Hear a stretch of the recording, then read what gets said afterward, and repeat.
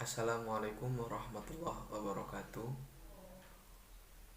Pada kesempatan kali ini saya akan menjelaskan eh, gagasan pemikiran filsuf Soren Kierkegaard dan Karl Marx. Yang pertama saya akan menjelaskan filsuf Soren Kierkegaard. Biografi Soren Kierkegaard. Dia lahir tanggal 5 Mei 1813 di negara Denmark.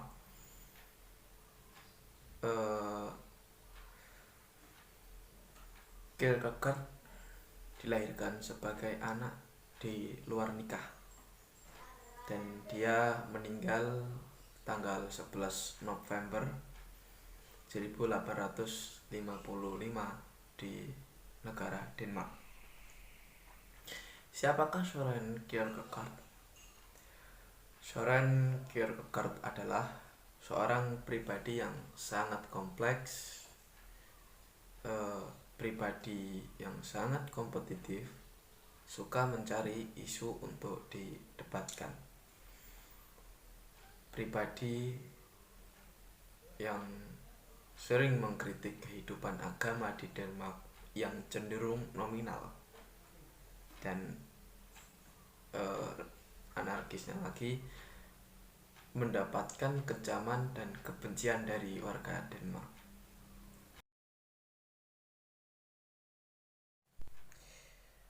Pemikiran Soren Kierkegaard. 1. Percaya akan relasi personal dengan Tuhan. Tidak hanya tahu, tetapi berelasi. Dia adalah orang yang menekankan relasi personal dengan Tuhan.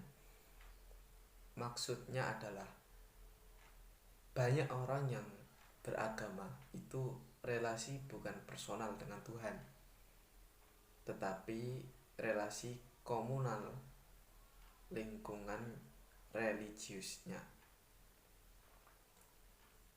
Yang kedua, sangat mengkritik keras agamanya sendiri dan menolak kehidupan yang bersifat duniawi. Karena dia melihat kehidupan beragama cenderung jadinya nominal. Orang itu jadinya religius tetapi tidak relasi dengan Tuhan.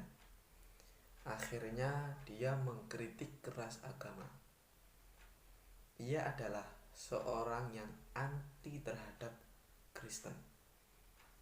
Dalam arti ia sendiri tidak menyetujui banyak hal yang dilakukan oleh gereja dalam membangun kehidupan yang religius, tetapi tidak membangun kehidupan iman. Ia sendiri adalah orang yang sangat bisa dikatakan alim. Pada masa hidupnya sering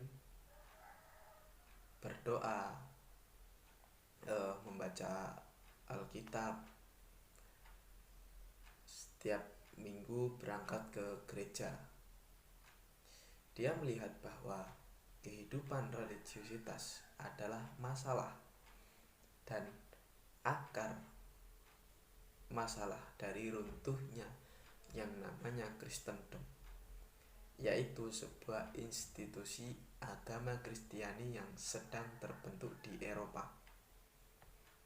Yang ketiga, menolak institusi agama, menekankan ibadah dan pemikiran filsafat agama yang individualistik dan subjektif.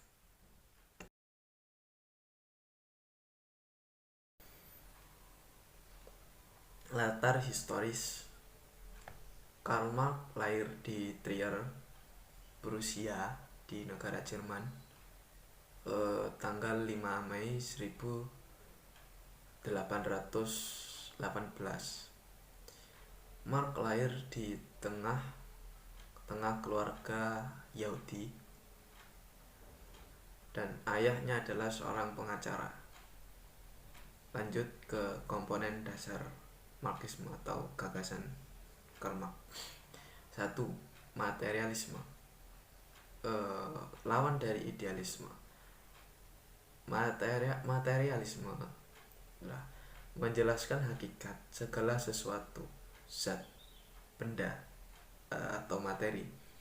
Sedangkan idealisme, hakikat segala sesuatu adalah ide, ruh, atau jiwa.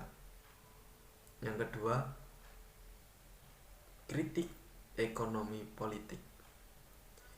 Kritik ekonomi politik adalah sebuah sistem ekonomi yang merupakan pondasi yang di atasnya adalah superstruktur politik didirikan.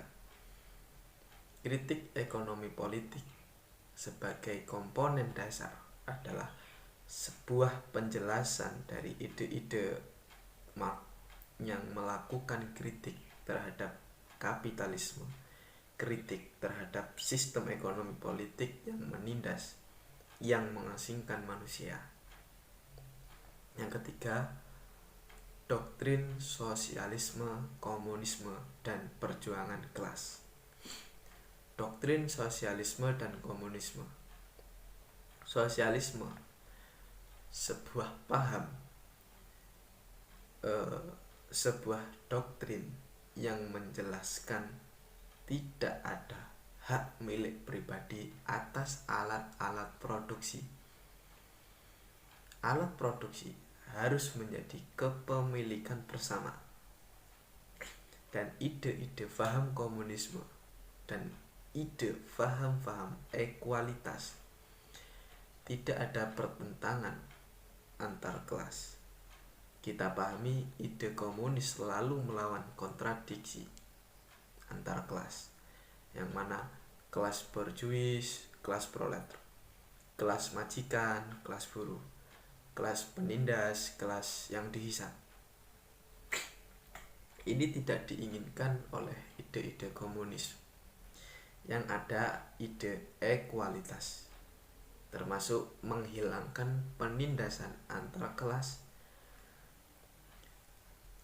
kelas dan ide-ide dari sosialisme dan komunisme yang harus diperjuangkan oleh kelas buruh, kelas proletar yang diorganisir menggunakan partai komunis dipimpin oleh diktator berkarya. Ini menginginkan ide-ide sosialisme dan komunisme. Ketika feodalisme tersingkir dan masyarakat merdeka kapitalis muncul, maka muncullah suatu sistem yang menindas, yang mengeksploitasi terhadap golongan kelas pekerja. Dan pada titik inilah doktrin sosialisme dan komunisme yang diperjuangkan oleh kelas tertindas diorganisir oleh partai berkarya. Bismillahirrahmanirrahim. Saya akan melanjutkan presentasi yang disampaikan oleh Mas Zidan. Saya akan melanjutkan tentang sejarah tokoh filsafat pada abad ke-19, yaitu Friedrich Engels dan William James. Friedrich Engels adalah keturunan Inggris dan Jerman.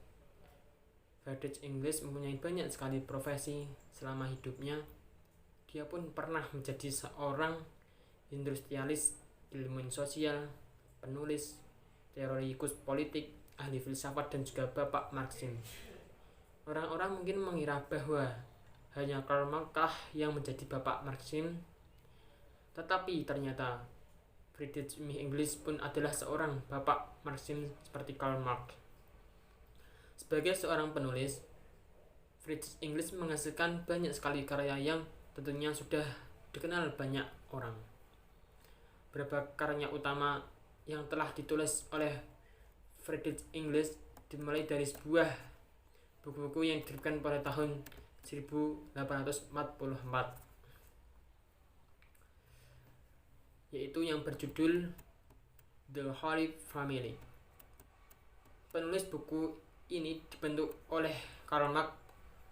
Buku ini berisi kritik yang ditujukan pada sebuah kelompok bernama Young Hegelians atau pemikiran mereka pada dunia pendidikan. Pada saat itu, buku kedua yang sangat terkenal dari Friedrich Engels berjudul The Condition of the Working Class in England. Buku ini diterbitkan pada tahun 1844 juga. Buku ini menyajikan detail-detail yang mendeskripsikan dengan menganalisis kaum pekerja Britania Raya.